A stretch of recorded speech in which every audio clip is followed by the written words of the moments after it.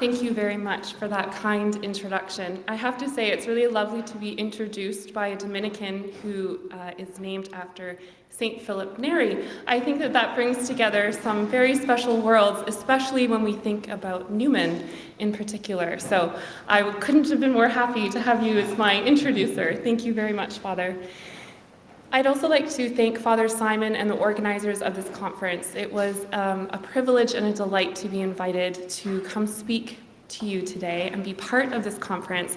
And I have to say, the last time I was here at the Angelicum, and it was also my first time, there was a day conference that was organized by Father Thomas Joseph White on Newman in the lead up to Newman's canonization. And the focus was on Newman as a prophet and a saint for our times. So it's doubly wonderful to again be back and to be speaking about Newman again. So the title of my paper is John Henry Newman's Art of the End. And I hope, as you will see through my paper, that a subtitle or an alternative title for this talk could be Newman's Detached Aesthetics. Recently, there has been interest in literary critical approaches to Victorian religion in thinking about Newman's detachment, or what appears to be his detached style. Most recently, in Victorian literature and culture, Angus Lettingham has proposed that Newman presents to us a distant and provisional voice, especially as modeled in certain difficulties felt by Anglicans, published in 1850, and of course his Apologia, published in 1864. Lettingham identifies certain rhetorical patterns in Newman, such as self-quotation to establish a detachment from his past life and from past beliefs, thereby dramatizing impartiality. From this, Lettingham reaches various conclusions, including, he says, the idea that Newman's detached practice throws the concept of self into a certain kind of doubt, and that this has implications for his faith as well as his views on art, full stop. Lettingham doesn't stop there. He proceeds to conclude that Newman must be a skeptic, in the liberal vein that Newman himself critiques in the Apologia. However, detached, careful thinking is not a relativistic skepticism in Newman. Rather, this kind of detached, careful self-examination was, for Newman, representative of all kinds of knowing and searching, and a sign of an active, responsible approach to the reality that, to paraphrase Augustine, we are to ourselves a question. For Newman, the self is a mystery, and we, in a sense, receive ourselves from God. And so therefore, not only our attachments and our interests and our desires, but also a stepping back, a certain kind of detached self-examination, which paradoxically cares for the self, is also required. In this paper, I'd like to redress something of that approach, because I do think that the claim of Newman's detachment needs to be further qualified, especially in light of the rich spiritual history of his life, which is so profoundly evidenced in his writings, and which in the end is eschatological in character. Newman himself often admitted to the careful way in which he turned and returned to various questions and concerns. He had a kind of forensic ability to analyze.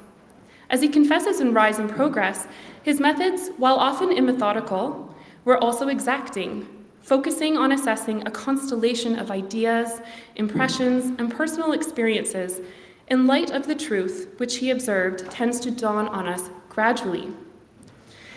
That said, I would propose that Newman's certain detached approach to theological questions, and even past personal experiences, is not about ambivalence towards belief, personal experience, or the truth. Quite the opposite. Instead, it stems from his careful attempt to distinguish the truth at hand, even while we live, as he so often put it, in a world of shadows and images. For those of us familiar with his tombstone, the English translation of his epitaph reads, "Out of shadows and images unto the truth." Newman composed this short epitaph on his 90th birthday, shortly before his death, and it incisively expresses the contingent human condition this side of the veil. But it also expresses his theological hope, his end-driven approach to life, an approach which exhibited his understanding of belief as a continual, gradual detachment from the things we might like towards the things that we do ultimately desire. For him, desire is something that we often uncover within ourselves over time. We learn how to love what we are made for, and more precisely, who we are made for. The end of Newman's searching, that is the goal or the task or the purpose, the end of his searching was eschatological in character, as it is with any Christian, ideally. However, there are few examples in late modernity of a thinker who exhibits theological hope and reliance on Christ's promise to come again with such constant interest and care.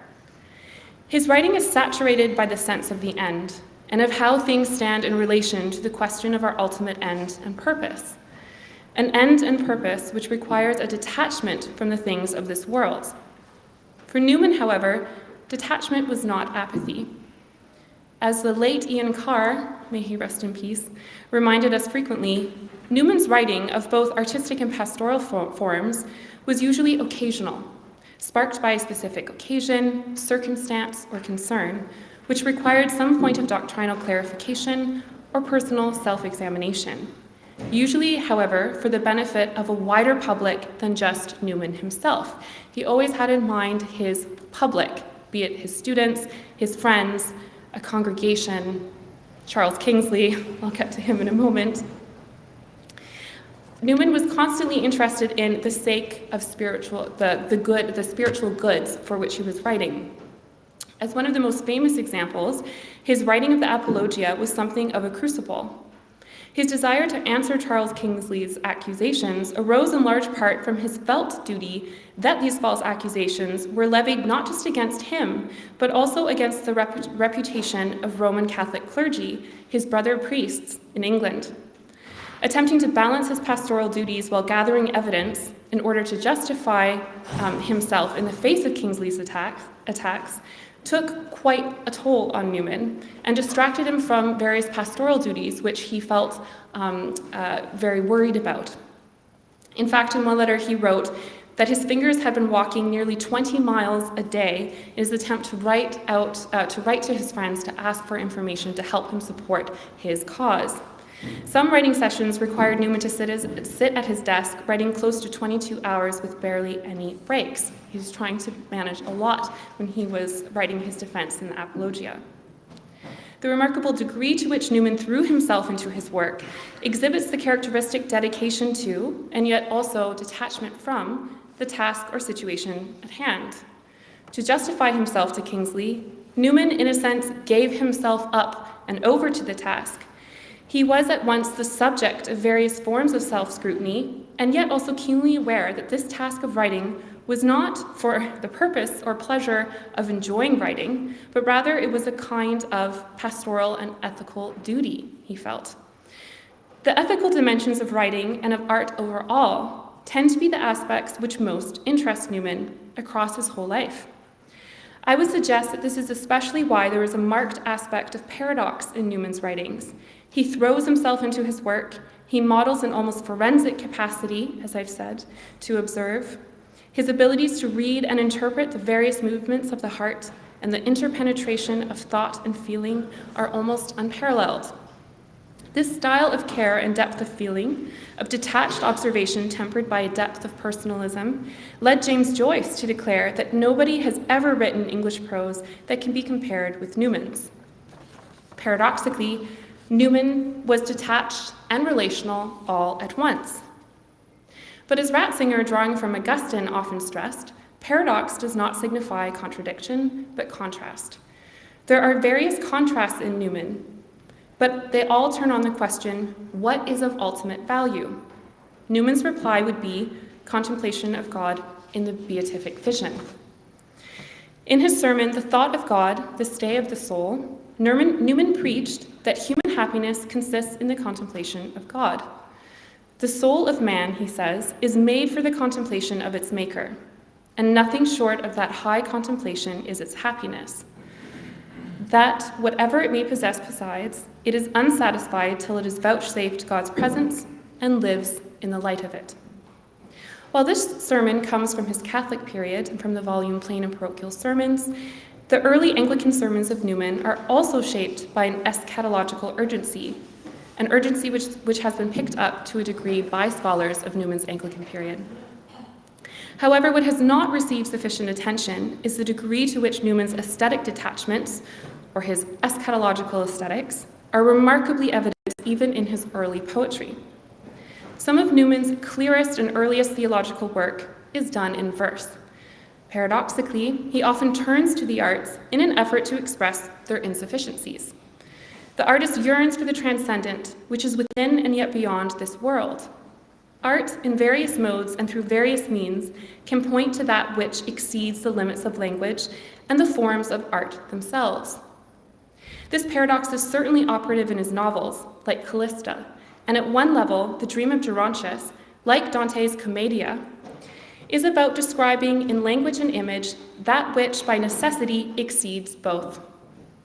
While Newman's later writings very obviously tilted towards the end of all things, there is also a vast wealth of early material from his mid-Oxford days, which highlights the degree to which he was thinking along eschatological lines. Awed by the hidden and flaunting beauties of Oxford, the young Newman, when he arrived in Oxford, turned in earnest to writing poetry during his undergraduate years, even co-founding a poetry periodical called The Undergraduate. One of his earliest student poems, Solitude, dates from the 1818 Michaelmas term. In it, the dreamy yet discerning Newman yokes together romantic reverie with a remarkably mature and detached Christian piety, thereby serving as an early example of the kind of poetic sensibility that would later characterize Tractarian aesthetics. Solitude was written over a decade before the Oxford movement emerged in any straightforward way. There is in stillness oft a magic power, the 17-year-old wrote, which calms the breast and lowers competing passions. It also serves as an influence through which diviner feelings can arise, leading us, he says, to the inner or heavenly love, which only finds description if we resort to musical analogies. Beauty is a mystic sound to the young Newman, which breathes such tones only angels can sing, and which only solitary saints can hear this side of the veil. The need to withdraw from the world in order to appreciate it, in order to stand in right relation to it, remains a central and abiding theme throughout Newman's writing, and especially his poetry. We especially see how this is the case in his poem Art and Nature, composed in 1826, which with a combination of intensity of feeling and intensity of purpose, stresses the insufficiencies of art. In drawing on the resources of poetry to explain poetry's limits, Newman models a kind of art of the end, specifically a practical outworking of the end or nature of life on the one hand, and the end or nature of creativity on the other. An inheritor of the Romantic sensibility, Newman, like Keats in particular, was all too aware that art could never escape the end of life, the end of all things. One of poetry's powers is to point beyond itself, to ameliorate the blows of death. However, Newman wishes to do more than pacify. He wants an answer to the problems of death, to the problem of purpose and pain in human life. As a result, his searching verse, like his searching conscience, takes no prisoners as it explores what might be the end of all things. To get a sense of the way Newman recasts romantic sensitivities in the light of Christian eschatology, it's worth looking at a series of stanzas from his long poem on art and nature. It is quite the discourse in verse, so even though I will be quoting, there will be a few slides worth of this poem, but it is, I haven't exhausted all the stanzas on offer. So I'm going to read it out loud so you get a sense of what Newman is talking about. Man goeth forth, he says, with reckless trust, upon his wealth of mind, as if in self a thing of dust creative skill might find. He schemes and toils, stone, wood, and ore, subject or weapon of his power. By arch and spire, by tower-girt heights, he would his boast fulfill. By marble births and mimic lights, yet lacks one secret still. Where is the master hand shall give, to breathe, to move, to speak, to live? O take away this shade of might, the puny toil of man, and let great nature in my sight unroll her gorgeous plan. I cannot bear those sullen walls, those eyeless towers, those tongueless halls. Art, labored toys of highest name, are nerveless, cold, and dumb, and man is fitted but to frame a coffin or a tomb. Well suits, when sense has passed away, such lifeless works the lifeless clay. Here, let me sit where wooded hills skirt yon far-reaching plain, while cattle bank its winding rills and suns embrown its grain. Such prospect is to me right dear, for freedom, health, and joy are here. There is a spirit ranging through the earth, the stream, the air, 10,000 shapes, garbs ever new, that busy one doth wear. In color, scent, and taste, and sound, the energy of life is found.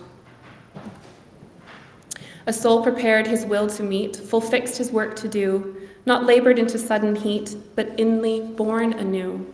So living nature, not dull art, shall plan my ways and rule my heart. There are echoes of Keats and Wordsworth throughout this poem. Yet here, Newman adopts aspects of Romanticism in order to append them. Newman is not just praising the natural world, he is seeing in it the source, and he is seeing that it is not the source and summit of meaning and value, although Wordsworth would like to protest the contrary, especially in the prelude. Rather, Newman sees in living nature, that is to say the life of grace, the great fixed work of God, which far supersedes and transcends dull art. This poem models Newman's detached aesthetics, even though he was quite young. He's around 25 when he wrote this, and shows his understanding that the beauties of this world are passing away. But this detachment is not a radical, skeptical rejection of the self, as Lightingham might suggest. Rather, it is an acknowledgement of the self as a deep mystery, as a being who must learn through seeking and finding the ways and rules of the heart, which art might express but cannot satisfy. All that noted, it is important to consider that Newman cared deeply for the arts. As Michael Hurley has recently reminded us, Newman is among one of the most prominent devotional Victorian writers who was convinced that certain art forms, poetry in particular, could say and do things that otherwise cannot be said or done. In fact, as I will discuss shortly, Newman discerned in the arts an invaluable road to seeking and finding truth. Nonetheless, he possessed a profound attachment from human achievement, artistic or otherwise. As the poem tells us, the gift of human life, of the soul preparing God's will to meet, as noted on this slide, is the ultimate activity to which the human person is called. Consequently, it is the lives of the saints and Christ's redemptive work that in which Newman locates the truly artistic and artful, and I'll discuss that more later on. A great admirer of artistic forms, Newman understood that there was an inherent relationality within the making and sharing of art. This relationality speaks to the inner depths of what it means to be human and on the way. In a deeply touching moment in his Apologia, for example, he praises the poetry of John Keble's The Christian Year, saying that his encounter with devotional verse in Oxford helped integrate aspects of his emotional and intellectual life. Tellingly, it was Keble's theology in verse and not a tract, which first made Newman alive to what he describes as the sacramental system. And here's an extended quote from the Apologia where he explains the formative power of poetry on his spiritual life. The Christian Year, by John Keble, made its appearance in 1827. It is not necessary and scarcely becoming to praise a book which has already become one of the classics of the language. It was constantly being reprinted, and there were dozens of editions in Keble's and Newman's own lifetime of this book. When the general tone of religious literature was so nerveless and impotent as it was at that time, Keble struck an original note and woke up in the hearts of thousands a new music, the music of a school long unknown in England. Keble was a medieval revivalist. Nor can I pretend to analyze in my own instance the effect of religious teaching so deep, so pure, so beautiful. I have never till now tried to do so. Yet I think I am not wrong in saying that the two main intellectual truths which it brought home to me were the same two which I had learned from Butler, though recast in the creative mind of my new master, Keble. The first of these was what may be called, in a large sense of the word, the sacramental system. That is, the doctrine that material phenomena are both the types and the instruments of real things unseen, a doctrine which embraces in its fullness not only what Anglicans as well as Catholics believe about sacraments properly so called, but also the article of the communion of saints in its fullness, and likewise the mysteries of the faith. Here, Newman likens Keeble's poetry to music, which effects in its hearers a rousing of the heart, bringing home intellectual truths. It is not a coincidence that Newman brings together praise of poetry and a discussion of the Christian sacramental system. The two are in sympathetic union, or at least inclined towards each other. As Jacques Maritain notes in Creative Art and Intuition, there is a deep sympathy between the arts and divine revelation as they incline towards the incarnate. This is, in one sense, a remarkably Newmanian insight, as Newman himself discerned in the arts the ability to show, according to specific agreements between idea, form, and desire, the concrete or incarnate reality of truth. This point leads me to the second and final half of my paper, in which I explore at length how Newman's attention to the end translates into a kind of art of the end in his own writing and thinking. For Newman, the promise of transformation guaranteed by the doctrines concerning the last things is often uniquely communicated through the arts. He believed that, for all their dangers and insufficiencies, the arts carry great motive powers of persuasion and were enjoyable in and of themselves. Although a consummate violinist himself and someone who cared deeply about sacred music, Newman is most often found, however, expounding on the value of literature and why it matters. This is partly because of his own circumstances. From a young age, we see Newman devouring literature and commenting on it in his diaries. He was moved by the powers of speech. In a lecture he delivered on the nature of literature, he observed that the power of speech is a gift as great as any that can be named, if by means of words the secrets of the heart are brought to light, pain of soul is relieved, hidden grief is carried off, sympathy conveyed, counsel imparted, experience recorded, and wisdom perpetuated. It will not answer to make light of literature, he argues, or to neglect its study. Rather, we may be sure that, in proportion as we master it in whatever language and imbibe its spirit, we shall ourselves become, in our own measure, the ministers of like benefit to those who are united to us by social ties and are within the sphere of our personal influence. In this, Newman proposes that the arts, and especially the literary, are a kind of link to the work that we should do as members of the communion of saints. We can build up our social ties and positively influence those within our personal circles. In Apologia, Newman continually turns and returns to examples of different books he read and conversations he had, which led him to his assent to not only a definite creed, but also to his growing belief in a sacramental system, Marian dogma, and eventually those articles of faith belonging to the Roman Catholic Church. There are various accounts of how Newman's reading helped inform his faith. Reinhard Hutter's recent John Henry Newman on Truth and its Counterfeits comes to mind, as does Thomas Fow's account of Newman in Minding the Modern. In Minding the Modern, Fow notes that Newman's poetic sensibility helped further confirm in him that over and against Enlightenment hyper-rationalism and individualism, the sense of relatedness and obligation to the other is, as Fow says, sanctioned by the vertical rapport, however latent, tenuous, and or susceptible to misconstrual and neglect, that all persons have with the divine logos. However, what has not been considered is the degree to which Newman's initial childhood sense of a vertical rapport with the divine, a relationship between the self and a wider world, between the self, other persons, and spiritual beings, was shaped by his absorption of not high literature, but rather romantic tales and Gothic horror stories. For all of his particularities about the arts, and he was known to be quite idiosyncratic at times, he took excessive issue with Pugin, for example, Newman was not elitist in his interest in the arts, let alone literature. He could be remarkably democratic, holding the ethical potential of art as its highest value.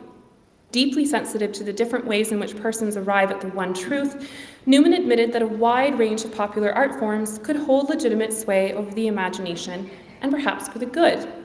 From Gothic romances to newspapers, from tracts to educational manuals, Newman discerned in the Victorian world of quick print an abiding metaphysical hunger for meaning, for transcendent reality. He was also equally willing to admit that moral edification and a desire for God could emerge from unsuspecting sources, often working on us without our notice, and yet speaking to an inner longing deep within our own mysterious hearts. At times, his artistic preferences even went against the grain of critical opinion of his day. For instance, Newman confessed in a letter to Gerard Manley Hopkins that he preferred the didactic Thomas Carlyle to the sprawling, searching novels of George Eliot. I don't agree with Newman on this point. And so it should not be surprising that there was in Newman enough openness and detachment to confess that not just Virgil, not just scripture and high literature were influences or roads for him in his early life. As he says in the Apologia, he devoured not only Virgil, but Anne Radcliffe and the Arabian tales of romance and adventure. In the opening of his Apologia, he recounts how his adolescent love of romantic Gothic literature helped initiate the development of his earliest thoughts and feelings on religious subjects. In particular, this love confirmed in him an eschatological hope, a hope that the world is part of a divine plan and alive with spiritual influences, with agents and powers, with angels or hidden ministers of divine providence, operating beyond the play of the senses. In reading the Arabian tales, for example, he discovered in himself the deep wish that angels were true. My imagination ran on unknown influences, on magical powers and talismans, he recalls. I thought life might be a dream, or I an angel, and all this world a deception, my fellow angels by a playful device concealing themselves from me and deceiving me with the semblance of a material world. A steady diet of Gothic romances, including Scott, Porter, and Radcliffe, also led Newman to unconsciously absorb something of a Roman or Catholic aesthetic interest. I say unconscious because he only came to a more definite certitude about the influence of his childhood reading during his discernment period at Littlemore when he was in his mid-40s. It was then that Newman revisited the copybooks of his school days, only to discover that at the age of 9, he had decorated the front page of his first Latin verse book with a detailed sketch of a rosary. He describes this rediscovery at great length and in detail. Just so you can have a visual, I'll just show you the manuscript first. That is quite nice handwriting for a 9-year-old. And I need to thank the Birmingham Archives at the Birmingham Oratory for very kindly sending this image to me very last minute. It is not in wide circulation, and so I'm very grateful that they've allowed me to share this with you today. And here's a close-up of Newman's little rosary that he drew, just up there. It's not a fully enclosed rosary, it's a series of beads. It almost looks like a necklace, and then there's a cross at the center. This is what he has to say about the experience. I had written in the first page in my schoolboy hand, John H. Newman, February 11th, 1811, verse book. Then follows my first verses. Between verse and book, I have drawn the figure of a solid cross upright, and next to it is what may indeed be meant for a necklace, but what I cannot make out to be anything else than a set of beads suspended with a little cross attached. I suppose I got these ideas from some romance or from some religious picture. But the strange thing is how, among the 1,000 objects which meet a boy's eyes, these in particular should so have fixed themselves in my mind that I made them thus practically my own. I am certain there was nothing in the churches I attended or the prayer books I read to suggest them. It must be recollected, he reminds us, that Anglican churches and prayer books were not decorated in those days as I believe they are now. That's understatement for you. It's partly because of Newman that there was the revival of neo-medieval devotional practices and art in Anglican churches. This rediscovery, he says, here, actually we'll linger on the little rosary sketch till we have to move. This rediscovery of his verse book and the image of the rosary took his breath away with surprise. Why was it such a surprise? As I've just noted, and as Newman himself reminds us, the Tractarian or Oxford movement played a pivotal role in renewing and enriching the liturgical and devotional life of the Anglican Church, of reviving the sense of the incarnational, which is so crucial to Christianity. Newman, as a child, did not enjoy the kind of devotional art and practices that would come to characterize the liturgical life of high Anglicans, all those smells and bells. By contrast, certain devotional writers of the mid to later Victorian period, like Christina Rossetti, benefited from this heritage, this revived heritage of medieval Catholic devotions in Anglican life. Moreover, as Ian Carr reminds us, Newman's intellectual conversion to Roman Catholicism did for the most part precede a more experiential and imaginative discovery of Catholicism. Carr elaborates, saying that while Newman knew a very great deal about the early church, he knew extraordinarily little about contemporary Catholicism, apart from its formal doctrines and teaching. In 1835, for example, 2 years after the formal beginning of the Oxford movement, Newman had admitted to wanting to fall across a Romanist to get into their system, but there were various social and political obstacles involved, and for a time, that desire remained unmet. That noted, scholars have not sufficiently acknowledged the degree to which the motive powers of verse and Gothic tales, which were saturated by a fascination with especially Italian Roman Catholicism, worked on the imagination of a young Newman, confirming in him strong impressions of the supernatural. And you constantly see this as a theme in many of the great Victorian novels, especially George Eliot, or if you go into the Edwardian period and you look at things like novels like E.M. Forster's A Room with a View, if you want an incarnational Christian experience, you go to Italy. While such confirmations that he received about the value of the spiritual and that he desired the spiritual that he received in these novels, while these confirmations were ultimately insufficient to bring him to a position of creedal faith and an assent to doctrine, they certainly helped steer Newman away from growing flirtations with materialism and atheism. Newman stresses this point in the Apologia, recalling how at the age of 15 he was particularly intrigued by aspects of Hume's thought, especially as found in his Critique of Miracles, and bragged to his father that he was copying out French verses, perhaps Voltaire's, in denial of the immortality of the soul. In doing so, Newman shares that he debated with himself, saying something like, "How dreadful, but how plausible," when he pondered that the soul might not exist, as he copied out, at about the age of 14, French proto-existentialist verse. But the deep impressions from romances and tales of history, as well as his careful reading of scripture, gave Newman the sense that the world must be crammed with invisible angels and mischievous spirits who worked their influence. This sensibility spoke to his heart before doctrine helped integrate his intellectual life with his emotional one. Of course, Gothic tales or the force of romantic fictions, or even great Virgilian poetry, were not sufficient in and of themselves to confirm or affirm for Newman the nature of reality. He says this frequently throughout his writings. Let alone they could not delineate the revealed mystery of the eschatological dimensions of reality. But they were flickering shadows which suggested such aspects of reality make sense to the deep longings of the heart, the longings for adventure, and a promise of things lying beyond the senses. Indeed, Newman held in Grammar of Assent that the sympathetic, searching, discerning, and dialogical modes of thought which the literary affords and encourages are essential for the development of the notional category of credence, a category which is tested by lived experience, and, if it passes the test, widens out into potential assent to truth, or what Newman so famously calls real assent. For Newman, credences, our opinions, suppositions, experiences, can only be true if they can withstand the ethical, namely, if, as ideas and sensibilities, they can translate into, build up, and support reality and daily life.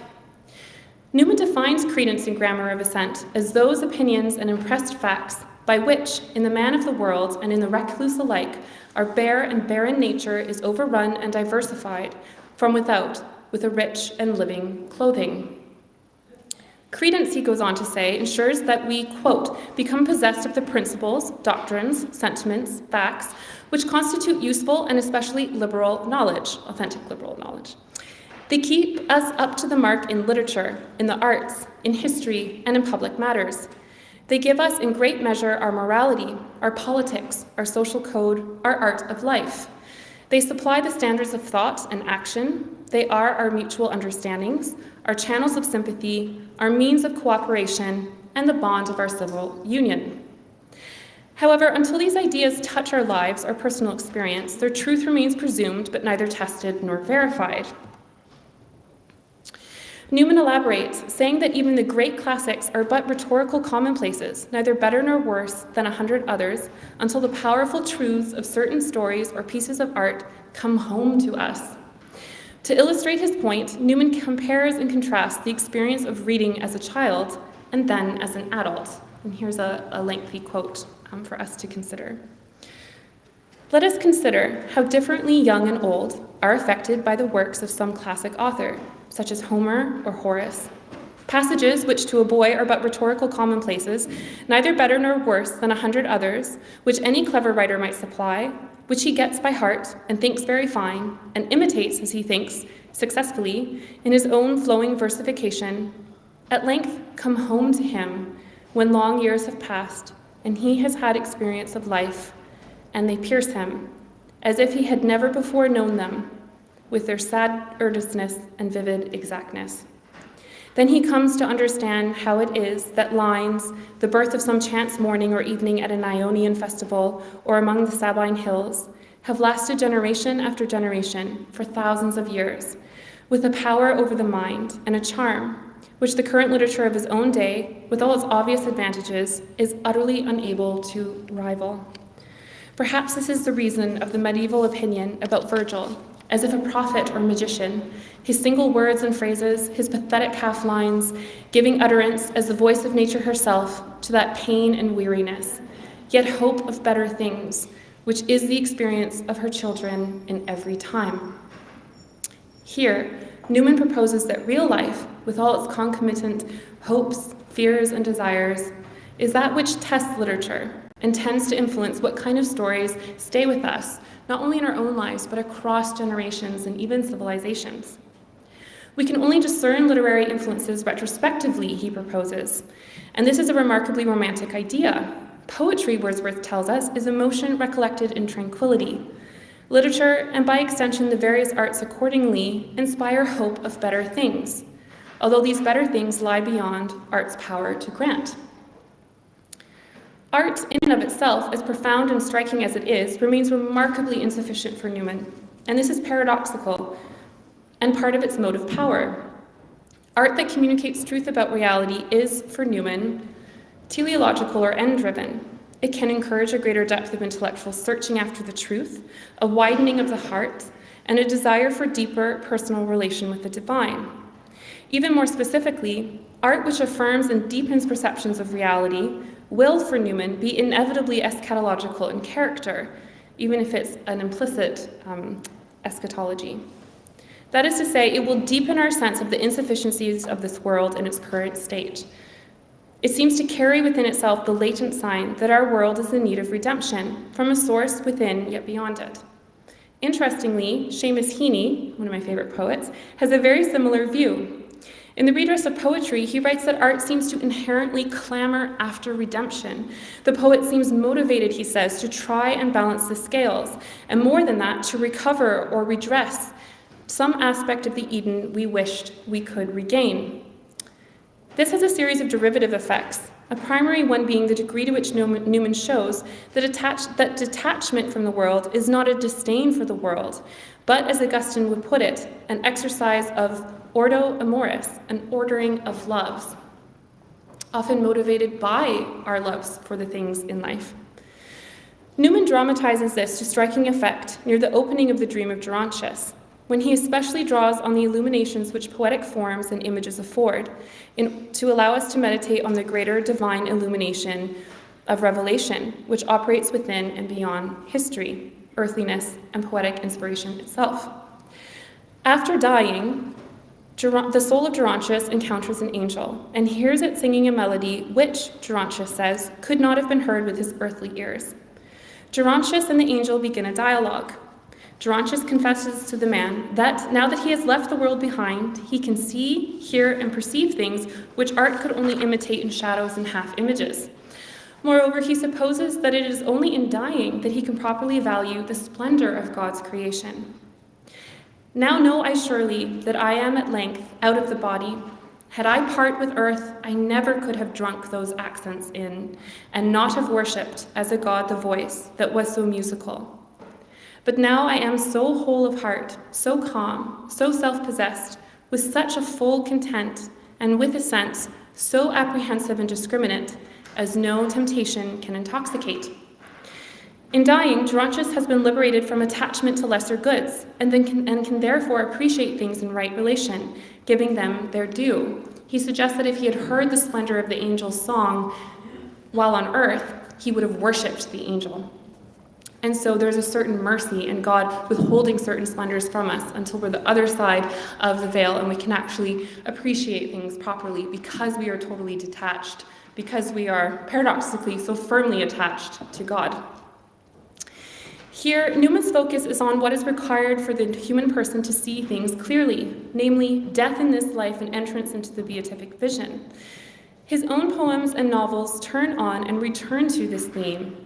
Callista is, at one level, about how even the most beautiful artistic gifts of the classical world are laid at the feet of the humble carpenter, who is in, but not of, the world.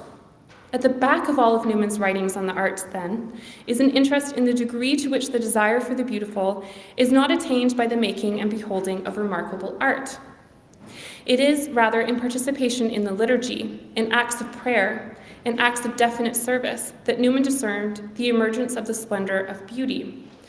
Art as an aid to, or at the service of, these activities is especially praised by Newman, but art for art's sake is roundly critiqued and rejected throughout his own writings, and rather explicitly at times in his letters and sermons. Newman discerned in the wider aesthetic movement of the mid to late Victorian period certain moral problems, since it advanced the creed that art was for the sake of art only, and to Newman's mind, earthly beauty possessed a certain danger. In Idea of a University, he warns of beauty which leads, quote, to nothing beyond itself. He elaborates on this warning at length, noting that the arts are so beautiful that there is the danger, quote, that they are apt to forget their place, and instead of being servants, will aim at becoming principals. He advises self-knowledge and caution when appraising the creation indeed of high genius, of what he calls intense and dazzling genius and soul-absorbing beauty, in which, however, there was nothing which subserved the cause of religion. Newman's focus on art is always ethical and relational, rather than aesthetic only. He appreciates the attractions of earthly beauty as limited and limiting if they distract from the other, from the teleological purposes of things. In other words, Newman seeks, in Idea of a University and elsewhere, to reintroduce ethics, but also metaphysics, to aesthetics. Let me give some context. So during this period in the mid to late 19th century, there was the development of the aesthetic movement, and one of its chief principal philosophers was Walter Pater. Pater would write some years after Idea of a University in a book called The Renaissance, a creed for the aesthetic movement, which roundly rejected the metaphysical possibility of beauty, or that it really mattered if it did have that property. His defense of his position is radically proto-phenomenological and proto-existential to the nth degree. Specifically, he recommends that we come to terms with the fact of death by immersing ourselves wholeheartedly in the beauty and passing pleasures afforded by an artful life in the here and now. Pater promotes what Charles Taylor would later call the immanent frame, proposing that a suspension of metaphysics, ultimately even of ethics, affords the creative artist the wide expanse of space and time in which to revel in the passing beauties life affords before we head to the tomb. Drawing from Rousseau's Confessions, Pater proposes French decadence as an example of how to stand or pose in the face of death. Quote, "We are all under sentence of death, but with a sort of indefinite reprieve," he says. "We have an interval, and then our places know us no more. Some spend this interval in listlessness, some in high passions, the wisest in art and song. For our own change lies in expanding that interval, in getting as many pulsations as possible into the given time. Of this wisdom," he concludes, "the poetic passion, the desire of beauty, the love of art for art's sake, has the most." Mindful of this growing aesthetic philosophy, of which Pater is the principal representative, Newman offered an alternative which simultaneously acknowledged the depths of earthly beauty and its limits to satisfy the human person, who remains interminably restless without engagement with the transcendent, with what Fowle would call the vertical rapport that all persons have with the divine logos. In fact, it was Newman's careful and generous appraisal of the powers and dangers of earthly beauty in light of Christian doctrine, which even led Pater for a time to revisit some of his reservations regarding Christianity. Newman does more than critically engage, albeit typically in implicit mode, with the emerging decadence and the aesthetic movement. He also offers alternative artistic examples and models. Throughout Idea of a University and in his later writings, Newman clearly shows preference for the simplicity and suggestiveness of paintings, in which the very limitations of human contingency in the face of the divine mysteries seem to shape the devotional aesthetic itself. He preferred pre-modern art forms, which sought to shadow out the invisible, as he put it, to function as an instrument of reverence and modesty through simplicity of form. Newman he especially appeals to the example of Fra Angelico as an artist who embodies the mystic sense which Keats, the Romantics, and Pater so admired, while resisting the transvaluation of this mystic sense into a kind of pose. In fact, such a thing just would not have been thinkable for Angelico, that art was posing before death. Art was preparing for death and moving beyond this world of shadows. Other temptations might have come Angelico's way, as they do to any artist, but his art is so thoroughly metaphysically attuned, so detached from creatures and therefore interested in them, and so able to perceive them for who they are. Guy Nichols observes that for Newman, Fra Angelico possessed an unprecedentedly serene wisdom, which outstripped the pagan spirit of Greece and Rome, as Nichols puts it. This serene wisdom translated into an aesthetic of humility, which, Nichols continues, suggests that which is beyond and not just that which is directly portrayed. As importantly for Newman, the beauty of Fra Angelico's art inspired in the young St. Philip Neri a sincere devotion which often led him beyond the world of the artfully splendid and socially comfortable and out into the streets of Rome to serve Christ among his people and to found the Oratory. Neri himself, who was reported to have been gifted by the Holy Spirit with a radical expansion of his actual physical heart, became to Newman a living artwork. The human heart conformed to the divine will helps beautify the world as it prepares for its consummation. In his introduction to the lives of the English saints, Newman wrote that the saints in general have absorbed the eschatological reality, and from this absorption, model a Christian way of seeing, being, and doing in the world. And here's a quote. The Christian lives in the past and in the future, and in the unseen. In a word, he lives in no small measure in the unknown. And it is one of his duties and a part of his work to make the unknown known, to create within him an image of what is absent, and to realize by faith what he does not see. For this purpose, he is granted certain outlines and rudiments of the truth, and from thence he learns to draw it out into its full proportions and its substantial form, to expand and complete it. Whether it be the absolute and perfect truth, or truth under a human dress, or truth in such a shape as is most profitable for him. And the process by which the word which has been given him returns not void, but brings forth and buds and is accomplished and prospers, is meditation. A fruit of this meditative approach to life, shown in the lives of the saints, is the shining out of a life of definite service, of care and concern for the other. It signals an agapic turn, a movement from the self towards God, through life lived for the other. Newman's greatest counter to the decadent movement would be, I think, his Stations of the Cross and general writings on the lives of the saints, particularly his meditations and devotions on Mary's example and on the cheerful, ego-exiting energy of St. Philip. Surely, Ratzinger had Newman in mind when he wrote, in The Feeling of Things, The Contemplation of Beauty, that we are brought into closer contact with the beauty of Christ himself, when the world of beauty created by faith and light that shines out from the faces of the saints, through whom his own light becomes visible, is made manifest throughout history. For Newman, definite service, prayer, and liturgical worship spur yet transcend the arts.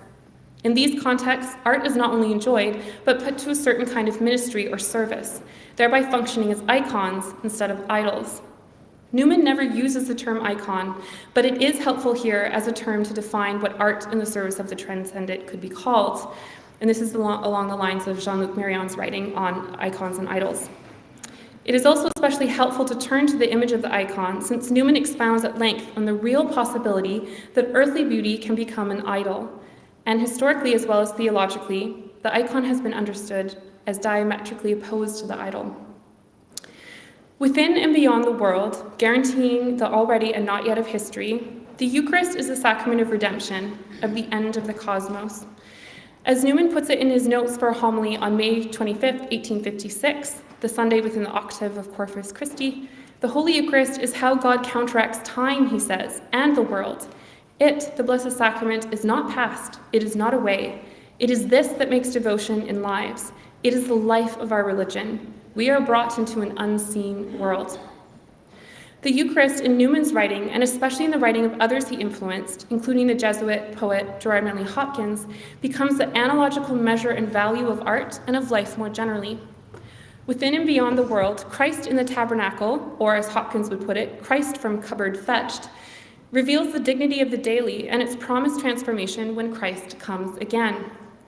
The celebration of the Eucharist and the hearing of God's word encourages not only the arts, but also a particular way of being and moving in the world that is end-driven, directed towards praise and intercession. Newman marveled how certain spaces and kinds of art could help reflect this higher reality. For instance, he was known to especially love the Italian Gothic, as exampled in the Duomo of Milan. And here's a quote from his experience there. "A Catholic cathedral is a sort of world, everyone going about his own business, but that business a religious one. Groups of worshippers and solitary ones, kneeling, standing, some at shrines, some at altars, hearing Mass and communicating, currents of worshippers, intercepting and passing by each other, altar after altar lit up for worship, like stars in the firmament, or the bell giving notice of what is going on in parts you do not see. And all the while, the canons and choir going through their hours, matins and lauds, or vespers, and at the end of it, the incense rolling up from the altar, and all this in one of the most beautiful buildings in the world. And every day, lastly, all of this without any show or effort, but what everyone is used to, everyone at his own work, and leaving everyone to his. Thronging around altars, lit up for worship like stars in the firmament, the vibrant, varied life of worshippers in the Milan Duomo represents the life lived in hope of the second coming, which is enjoyed as already and not yet through the liturgical life of the Church. From this liturgical life, according to Newman, flows as a derivative friendships, definite service, what he calls an idea of a university, the art of living, which I think we could also call the art of the end. Thank you.